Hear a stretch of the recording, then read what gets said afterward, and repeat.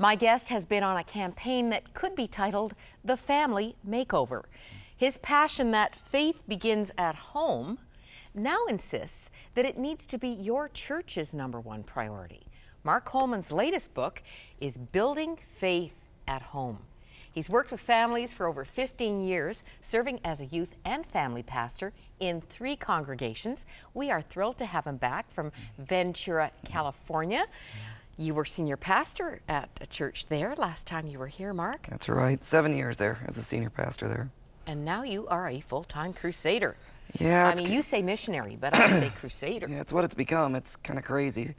But I mean, it's really cool that this Faith at Home movement has gotten to a place where now I just get to travel and speak both to church leaders and to parents about the reality of faith at home, literally all over the world. And that's what's changed since last time I was here. Before, it was primarily in Canada and then in the U.S., and now, like, it's been to Sweden and Norway and Netherlands and Switzerland and Germany and heading to South Africa in June. So it's just an amazing movement that God is leading. It's literally all over the world now. Poor man, it's cost you your voice. Yeah, but a little bit. I'm excited because Mom and Dad are 2 or 3 times more influential than any church program in passing on a lifelong faith to their children. But it's not happening. And that is why you've gone full-time to make a change in how we see this and what we do about it. You know, and it's really two-sided. I mean, on one side, I mean, please know this, I'm not anti-church programs. I mean, praise God for Sunday school and youth ministry and all the programs of the church. But when you see that reality, that what happens in the home and what Mom and Dad do, I mean, we all want our kids to have a lasting faith. We don't want them just to be the kids that are in church for a few years and then walk away from their faith. And we're seeing, like stats are saying, somewhere between 60 to 90% of current kids enrolled in church programs today are walking away from the faith. And at the end of high school. Yeah, and we're wondering why. And when additional research is dug into why, they're saying that Christianity is hypocritical. And then it makes you ask, well, why would a kid that's been in Sunday school or in church programs, a good youth program, just a few years later say Christianity is hypocritical? And that's because when you start digging in a little deeper, it's because they're involved in church programs, but then when they get home, there's no prayer in the home, there's no Bible reading in the home. Less than 10% of Christian households pray in the home, read the Bible in the home, have any form of faith talk or devotions in the home. So when kids are raised in that environment, where Christianity is something where you dress, act, and talk one way at church. On Sunday. Correct. And then live a completely different way the rest of the time. Then when they get old enough to choose for themselves, they say, well, if that's what Christianity is, I don't want anything to do with that anymore. And yet they're still searching for what they call like true spirituality. And that's why it's like they're still in search, but we haven't shown them at home, you know, what true faith is really supposed to be. George Barna has been your neighbor for some years in Ventura, and we love the information that I guess he's not doing it as much anymore. Well, he's still, you know, George is a champion of, I mean, obviously he makes us aware of some things we don't like to see as far as effectiveness, but boy, when he's the one that made us aware of this whole faith at home reality, because he had the courage to do research in an area that hadn't been done before. And really what George says is, you know, this faith at home movement is one of the few things that gives the church hope again, because it's going to draw us back into being the types of churches we were called to be. And in addition, I mean, we need a men's ministry that's helping men be godly men at home. We need a women's ministry that's not just getting women to be active in women's Bible studies at church, but it's also getting our women to be godly women at home. A children's ministry that's equipping moms and dads to pray with their kids in the home, read the Bible in the home. Yeah, we still want it to be the best hour out of the week for kids at church, but faith at home is really about a different way of doing church, but it's also a different way of doing my life at home too. It caused me to be an accountable dad.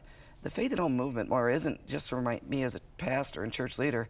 It's helped me be a better dad. It's helped me be a better husband. Am I praying with my own wife?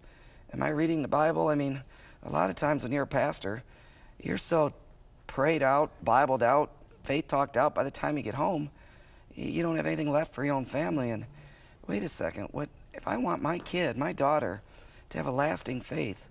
What I do with her at home and is going to have 2 to 3 times more influence than any program she's involved in at the church.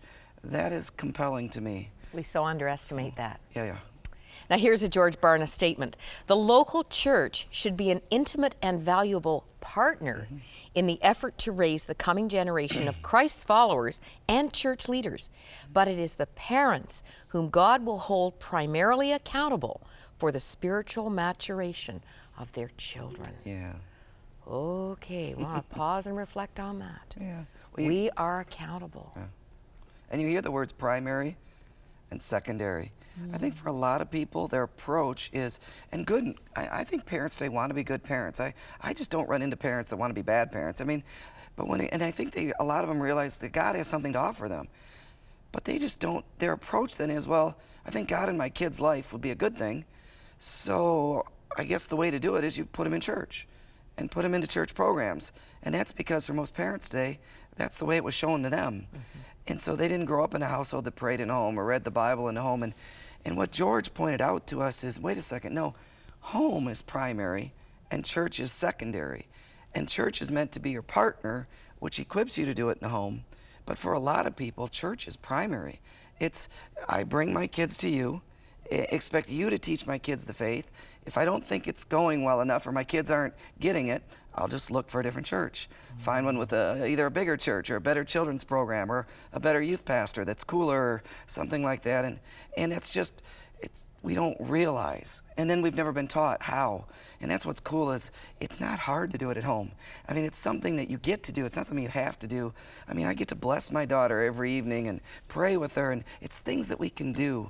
So, and it's something that I think really makes you a better parent, and the church has a role to play in saying, yeah, don't just give us your kids and expect us to do it for you. We'd love to rather come alongside you and show you how.